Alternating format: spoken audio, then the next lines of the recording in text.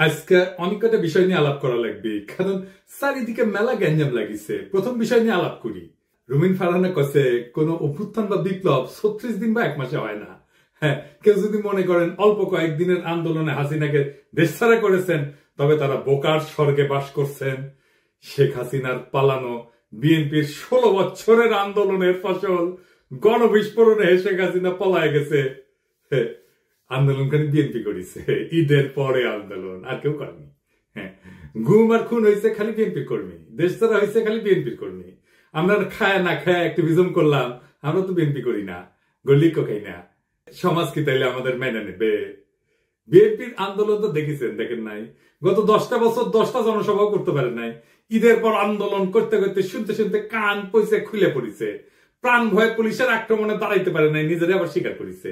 খালেদা জিয়ার বাড়ির সামনে 2টা বালির ট্রাক সরাইতে পারে নাই, আবার আসিছে আন্দোলনের ক্রেডিট নিতে। বিএনপি 16 বছর কেন 1600 বছর ঈদের পরে আন্দোলনের ঘোষণা দিল, হাসিনার ফেলা যেত না। যখন আন্দোলন চলিছিল তখন মির্জা ফখরুল কইছে বিএনপির নৈতিক সমর্থন আছে, শুধু সম্পৃক্ততা নাই। হ্যাঁ, শুনেন, আমরা এই আন্দোলনের সঙ্গে কখনোই সরাসরি জড়িত নই, আমরা তাদেরকে নৈতিক সমর্থন দিয়েছি। আর আজ রুমিন ফারহানা বলে বিপ্লব তারাই করেছে, 1 মাসে বিপ্লব হয় না। তাহলে 7ই নভেম্বরে বিপ্লব কেমনে 4 দিনে হইল? নভেম্বরের 3 তারিখ থেকে 7 তারিখ বিপ্লব। রাশিয়ার বিপ্লব কেমনে 10 দিনে হইল? দুনিয়া কাঁপানো 10 দিন, ওই টাইমের উপরে একটা বইও আছে। বিপ্লব ক্ষণস্থায়ী, বিপ্লব অল্প সময় থাকে। বিপ্লব হইতেছে সেই মহেন্দ্রক্ষণ, একটা মাহদীয় সময়, যখন একটা জনগোষ্ঠী তার জাতীয় আকাঙ্ক্ষার সর্বোচ্চ শিখরটা হুট করে ছুঁয়ে ফেলে, বিদ্যুৎ চমকের মতো বা লাফায় ওঠা ল্যাম্পের শিকার মতো। ওই সময় ওই জাতির উপরে আল্লাহর খেলাফত নাজিল হয়, তখন সেই হয়ে ওঠে দুনিয়ায় খোদার খলিফা, বিপ্লবের নায়ক। আর সেই অসামান্য মুহূর্তটাই বিপ্লব। আমরা ভাগ্যবান, আমরা পুরা জাতি ওই মুহূর্তটায়, ওই মহেন্দ্রক্ষণের নায়ক, যার মধ্যে দিয়ে সৃষ্টিকর্তার পবিত্র ইচ্ছা আমাদের জাতির উপরে নাজিল হয়েছিল। এই জন্য এই শহীদের মৃত্যু নাই, তারা সময় আর কালকে অতিক্রম করে যায়। আমি কইছিলাম খোদা তাআলার দয়া ছাড়া বিপ্লবে বিজয়ী হওয়া যায় না। খোদা তাআলার সাহসের আবাবিল পাখি পাঠানো লড়াইয়ের ময়দানে খোদা তাআলার সাথে জনগণের একটা স্পিরিচুয়াল কানেকশন ছাড়া বিপ্লব সফল হয় না। মহাজীবনের ডাক শোনে সবাই। আপনি রুমিন ফারহানাকে বিএনপি কে খোদা তাআলার জায়গায় বসাইতেছেন? নাউজুবিল্লাহ। বিপ্লবের মালিক সৃষ্টিকর্তা, আপনারা না। আপনি বিপ্লবের নায়ক হইলে আপনি মাইকের সামনে চিল্লাইতেন না, অবশ্য ভুলভাল চিল্লান। কইতেছে 18 সালে নাকি বিএনপি নির্বাচন প্রত্যাখ্যান করেছে। শুনেন, আওয়ামী লীগ যখন ভারতের সঙ্গে আঘাত করে 14, 18, 24-এ ক্ষমতা দখল করলো, বিএনপি তখন আকস্মিকভাবে জনগণের পাশে থেকে নির্বাচন প্রত্যাখ্যান করেছে। ওই নিজেই 2018 সালে সংসদে সংরক্ষিত আসনের এমপি ছিল বিএনপির, আবার বিএনপি নির্বাচন প্রত্যাখ্যান করছে। কি কয় না কয় তার কোনো ঠিক নাই। শুধু তাই না, 10 কাঠার একটা প্লট চাই আবেদন করেছিল, যে প্লট পাইলে নাকি চিরকৃতজ্ঞ থাকিবে। দেখেন, একটা প্লটের লোভ সামলাইতে পারে না, সে আবার বিপ্লব করে। হ্যাঁ, খেল খতম হয়েছে, পয়সা হজম। দরখাস্তটা দেখেন, একবার বলে 2/3 মেজরিটি নিয়ে বিএনপি ক্ষমতায় যাবে। শুনেন, আবার বলে বিএনপি নেতা কর্মীদের কন্ট্রোল করা যাচ্ছে না, কেন্দ্রে জানায় কোনো লাভ হচ্ছে না। শুনেন, বিএনপি নেতা কর্মীদেরকে মাঠ পর্যায়ে কন্ট্রোল করা যাচ্ছে না, চাঁদাবাজির সঙ্গে যুক্ত, জমি দখলের সঙ্গে যুক্ত, টেন্ডারবাজির সঙ্গে যুক্ত। আমার এলাকাতে পদধারী নেতারা কেউ মাটি ভরাট করে নদীর উপরে, জমি দখল করে, আরেক উপজেলায় পদধারী নেতারা মামলা বাণিজ্য করে। তো কন্ট্রোল করা তো যাচ্ছে না। কেন্দ্রে খবর পাঠানো হয়েছে, কেন্দ্র কোনো অ্যাকশন নেয় নাই। তো বুঝছেন তো, বিএনপি ক্ষমতা এসে কি করবি? আচ্ছা, ওরে ছেড়ে দিই, বাচ্চা মেয়ে কি কইতে কি কয় ঠিক নাই, আপনারা ছেড়ে দিয়েন। ফাহাম দেশে গেছিল, আপনারা মনে হয় অনেকেই জানেন যে ফাহাম মির্জা ফখরুল ভাইয়ের মেয়ে জামাই। তো আমি অত্যন্ত পছন্দ করি ফাহামকে ব্যক্তি হিসেবে, ভেরি চার্মিং পার্সোনালিটি। এই ফ্যাসি বিরোধী লড়াইয়ে তার অসামান্য ভূমিকা ছিল। সে আরবান এলিট যুবক তরুণদের এই লড়াইয়ের জন্য তৈরি করছে, সে একাই। আমি ভালো কথা বলে ফেললাম না। হ্যাঁ, বাংলাদেশে কারো সম্পর্কে ভালো কথা বলা খুব মুশকিল। যারা ফাহামকে পছন্দ করেন না তারা গালাগালি করতে পারে, আর যারা ফাহামকে পছন্দ করে তারাও গালাগালি করবে যে ও আসিছে এবার ফাহামের জনপ্রিয়তা দিয়া তোমার পয়েন্ট বাড়ানোর জন্য, পয়েন্ট খাওয়ার জন্য আসিছে।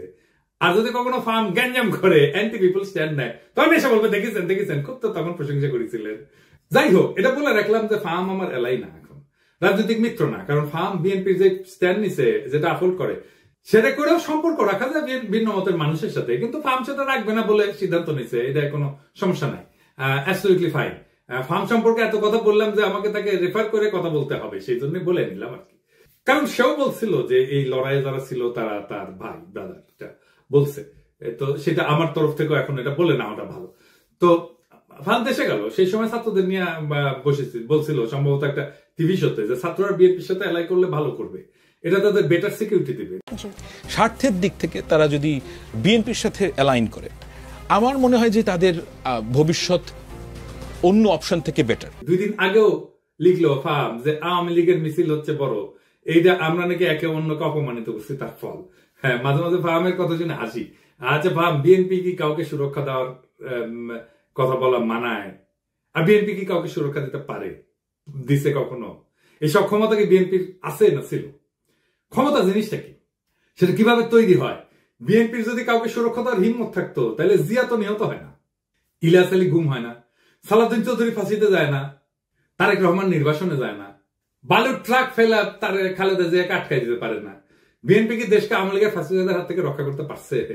পারে নাই। বাংলাদেশের সবচেয়ে বড় রাজনৈতিক দল হয়েও অগাস্ট বিপ্লবের নেতৃত্ব দিতে পারে নাই। এই বিএনপি আগামীতে ক্ষমতায় যাইতে পারে, কিন্তু এই ক্ষমতা সে রাখতে পারবে না, কারণ ক্ষমতা বিষয়টাই সে বুঝে না। দেখেন, বিএনপির জন্ম হইতো না 1975-এর 15ই আগস্ট না ঘটলে।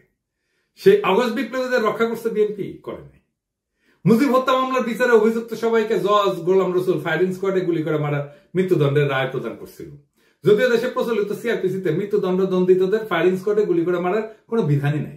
সংসদে এই অপকর্মের বিরুদ্ধে সেদিন 120টা আসন নিয়েও বিএনপি কোনো বিরোধিতা না করে মুখে কুলু পাইতে চুপ করে বসেছিল। তাই বিএনপি কাউকে রক্ষা করতে পারবে না, করবে না, সে ক্ষমতা নেই।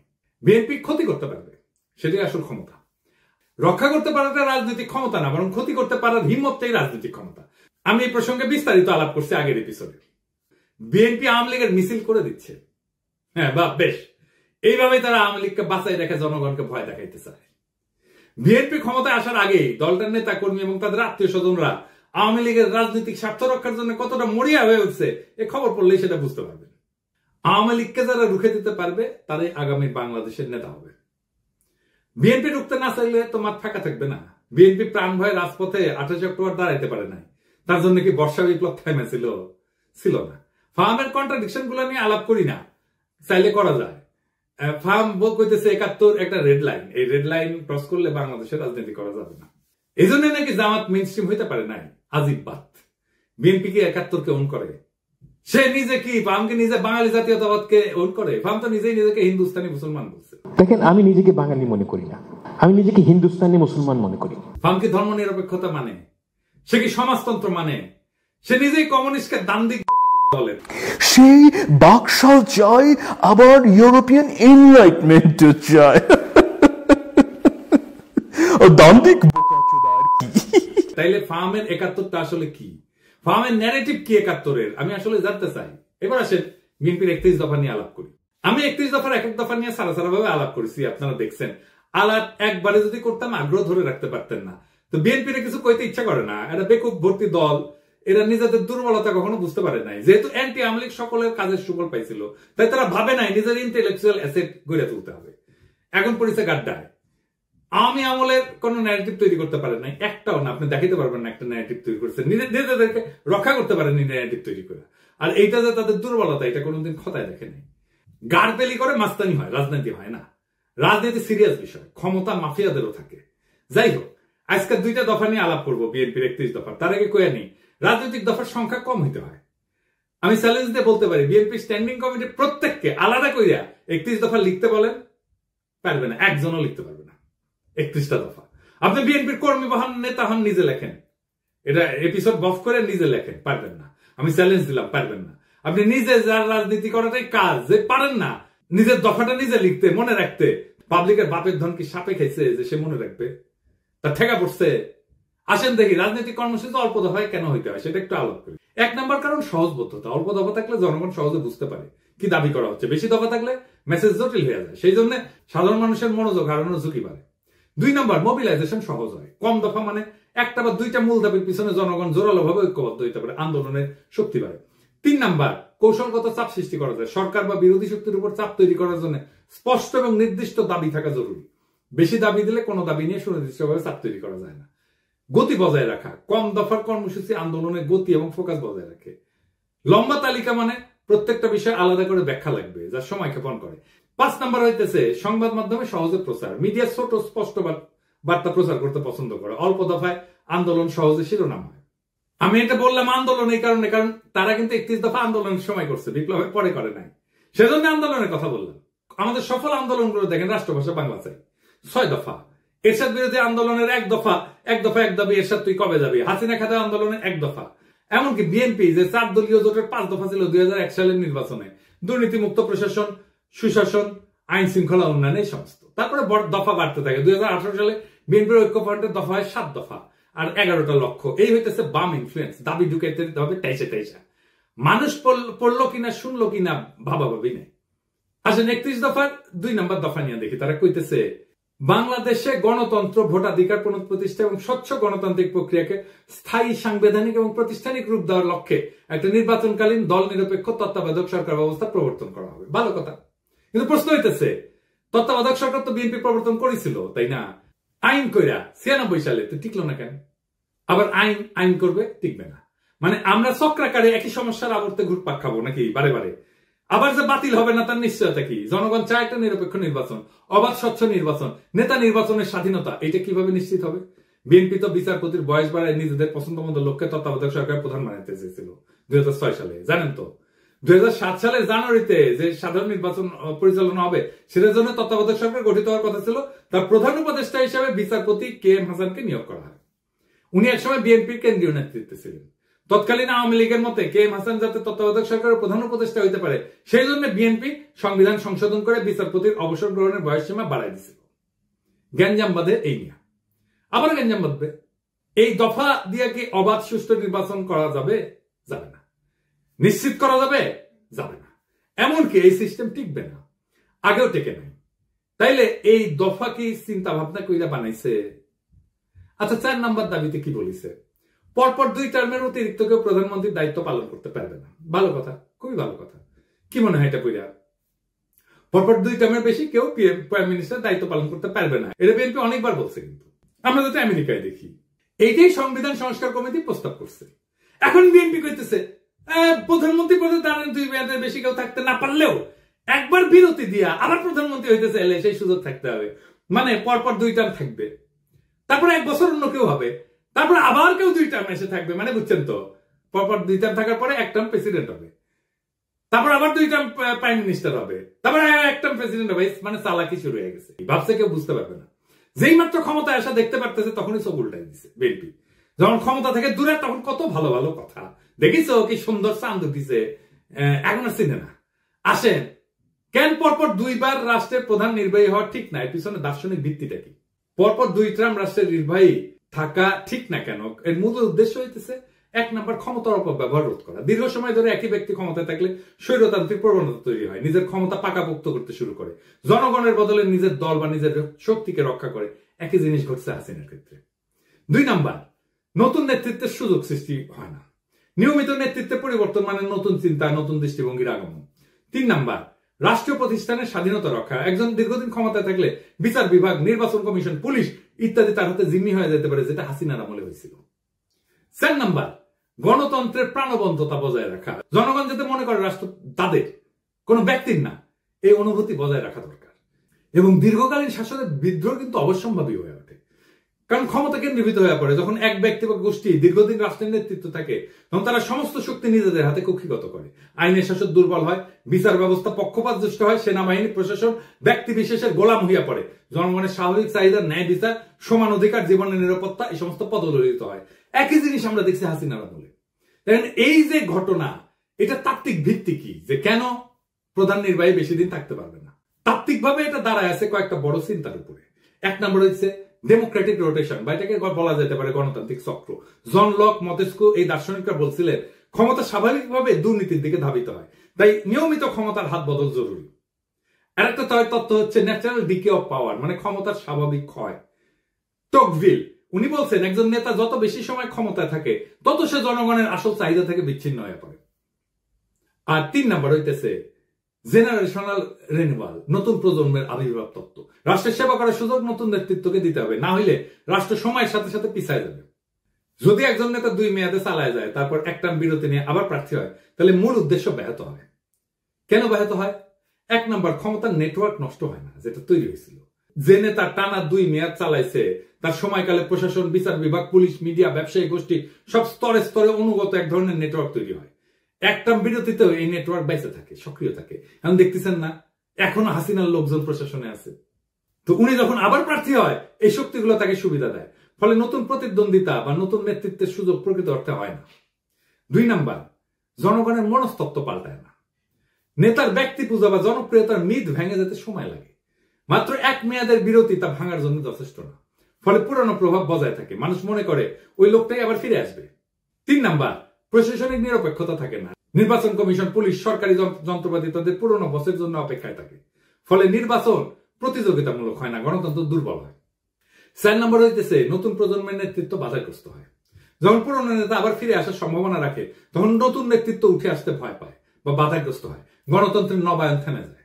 তত্ত্বে যতই বলা হোক না কেন, অনেক রাষ্ট্রনায়ক নিয়ম ভেঙে আজীবন ক্ষমতা ধরে রাখার পথ তৈরি করছে। সবচেয়ে উল্লেখযোগ্য 2টা উদাহরণ দিই। ভ্লাদিমির পুতিন টানা 2 টার্ম শেষ হওয়ার পর উনি সংবিধান অনুযায়ী প্রেসিডেন্ট হইতে পারতেন না, তাই নিজের ঘনিষ্ঠ দিমিত্রি মেদভেদেভকে প্রেসিডেন্ট করে নিজে হয় প্রধানমন্ত্রী, কিন্তু রাশিয়া প্রকৃত ক্ষমতা নিজের কাছেই রাখে। 2012 সালে আবার প্রেসিডেন্ট হয়, পরে সংবিধান সংশোধন করে তার মেয়াদের সীমাটা মুছে দেয়। এখন পুতিন 2036 সাল পর্যন্ত প্রেসিডেন্ট থাকতে পারবে, অর্থাৎ প্রায় 4 দশক ধরে। এর ফলাফল কি হয়েছে? রাশিয়া গণতন্ত্র থেকে দূরে সরে গেছে, বিরোধী নেতারা নিশ্চিহ্ন হয়ে গেছে এবং ব্যক্তিকেন্দ্রিক একনায়কতন্ত্র তৈরি হয়েছে। শি জিনপিং, চীন প্রেসিডেন্টের জন্য 2 মেয়াদের সীমা ছিল 5-5-5 10 বছর। শি জিনপিং 2013 সালে প্রেসিডেন্ট হয়। 2018 সালে চীনের কমিউনিস্ট পার্টি সংবিধান পরিবর্তন করে 2 মেয়াদের সীমা তুলে দেয়। এখন শি জিনপিং আজীবনের জন্য প্রেসিডেন্ট থাকার পথ খুলে দিয়েছে। এর ফলাফল কি? চীনে ব্যক্তির চেয়ে পার্টি বড়, এই নীতিগতভাবে লঙ্ঘন করছে। আর চীনে গণতান্ত্রিক কোন নির্বাচন নাই, মত প্রকাশের স্বাধীনতা কঠিনভাবে নিয়ন্ত্রিত। ফলে যখন 2 টার্মের নিয়ম ভেঙে ফেলা হয় বা কোন ছিদ্র রেখা, ক্ষমতা ধরে রাখার রাস্তা রাখা হয়, তখন গণতন্ত্র দ্রুত দুর্বল হয়ে পড়ে, রাষ্ট্র ব্যক্তি কেন্দ্রিক হয়ে যায় এবং জনগণের স্বাধীনতা কাগজে কলমে সীমাবদ্ধ হয়ে পড়ে। আমি মাঝে মাঝে চুপচাপ হয়ে বসে থাকি, ভাবি যে যদি 2028 সাল পর্যন্ত আওয়ামী লীগ থাকতো কি হইতো? নির্বাচনের নাম উচ্চারণ করলেই নীল সাদা ভাই নিশা দাঁড়াইতো দোরগোড়ায়, ঠান্ডা গলায় বলতো চলেন। তারপর বাকিটা একটা কালো গল্প, যার শেষ পাতায় রক্তের দাগ। লুৎফুজ্জামান বাবর কারাগারের ঘুপসি কোণে চোখ তুলা পাখিদের উঠতে দেখতেন আর ভাবতেন তারা এখনো উঠতে পারে, অথচ আমি। সালাউদ্দিন আহমেদ শিলংয়ের আকাশে হাত তুলতেন, এই নীল কি ঢাকার মতো, নাকি আমি বদলে গেছি? খালেদা জিয়া এখন অন্তরীণ থাকতেন। রিজভী ভাই কোলাপসেবল গেটের পিছনে মাফলার গলায় দিয়া হাতে গোনা কয়েকজন কর্মী নিয়ে শীতের মধ্যে ঠকঠক করে কাঁপতেন, ওটাই ওনার রাজনৈতিক কর্মসূচি হয়ে থাকতো। আর আয়নাগর, ওইখানে নাম ঝুলতো শত শত মৃত স্বপ্নের, ভুলে যাওয়া মানুষের, যারা একদিন হাঁটতো, হাসতো, স্বপ্ন দেখতো, তারপর চুপ হয়ে যেত। আমরাও চুপ হয়ে যেতাম, চুপচাপ বাজারে যেতাম, চুপচাপ অতি মূল্যে অল্প কিছু ডিম কিনতাম, সবজি কিনতাম, আর মাছ মাংস দেখে হাত পিত্তেশ করতাম।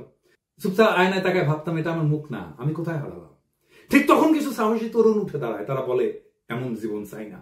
তারা বাতাসে ছড়ায় দেয় আলো, আমরা গলা ছেড়ে কাপা কাপা স্বরে ওদের দেখে পথে নেমে আসি, সাহস নিয়া বলি আমরা ভালো নাই। কিন্তু আজ আমরা বলি ওদের হটাও, ওরা রাজনীতি করে ফেলছে, ওদের রক্ত আজকে পথের ধুলা, ওদের কান্না আজকে নীরব শোক। আমরা চিৎকার। আওয়ামী লীগের মিছিল বড় হচ্ছে এই জন্য না যে কেউ কাউকে অপমান করছে আর অভিমানে রাজপথ ছেড়ে দিচ্ছে তাই আওয়ামী লীগ মিছিল করতেছে, না তা না। বাংলাদেশে বিএনপি বা জামাত বা ছাত্রদের এনসিপি গ্রিন সিগন্যাল ছাড়া আওয়ামী লীগের বাপের ক্ষমতা নাই মিছিল করে। আওয়ামী লীগ বিএনপির আশকারা পাইয়া মিছিল করতেছে না, শুধু এখনই নির্বাচন চাই, ডিসেম্বরেই চাই, এখনই চাই। দেশ যে ভালো চলতেছে এটা কেউ দেখে না। রিজার্ভ বাড়তেছে, দুর্নীতির টাকা ফিরতেছে, সংস্কারের বাতাস লাগছে, কিন্তু এই খবর কারো কানে ছয় না। একটাই আমাদের পিপাসা এখন, ক্ষমতা আর ক্ষমতা। আলোর এই লড়াই কখনো সহজ ছিল না।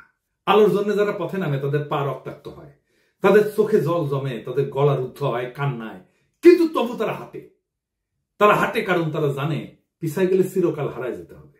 আজ যারা রক্ত দিচ্ছে, যারা ভয়কে পিছনে ফেলে আগাইছে, তাদের নাম ইতিহাসের পাতায় লেখা থাকবে।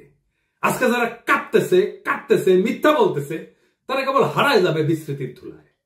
বিপ্লব কখনো সংগঠিত হয় না বক্তৃতায়, বিপ্লব জন্ম নেয় নির্ভীক হৃদয়ের তপ্ত রক্তে। আমরা সেই রক্তের উত্তরাধিকার, আমরা হারবো না। তারা ভাবছিল আমরা ভয় পাবো, তারা ভাবছিল আমরা হাইরা যাব, তারা ভাবছিল আমরা মুখ নিচু কইরা ঘরে ঢুকে যাব, কিন্তু তারা ভুল করছে। আমরা পিছু হটিনি, আমরা সামনে আগাইছি, আমরা থামিনি, আমরা ঝড় তুলছি, আমরা চুপ থাকিনি, আমরা স্লোগানে মুখর করছি রাজপথ। আজ যারা ধোকা দিচ্ছে, ইতিহাস তাদের মুখ চিরকাল ঘষে মাটিতে ফেলে রাখবে। আজ যারা দাঁড়াইছে, ইতিহাস তাদের মাথায় তুলে নেবে। আজ আকাশ ভেঙে পড়ুক, সমুদ্র ফেটে যাক, আমরা পিছু হটবো না। আমাদের জয় হবে ইনশাআল্লাহ। ইনকিলাব জিন্দাবাদ।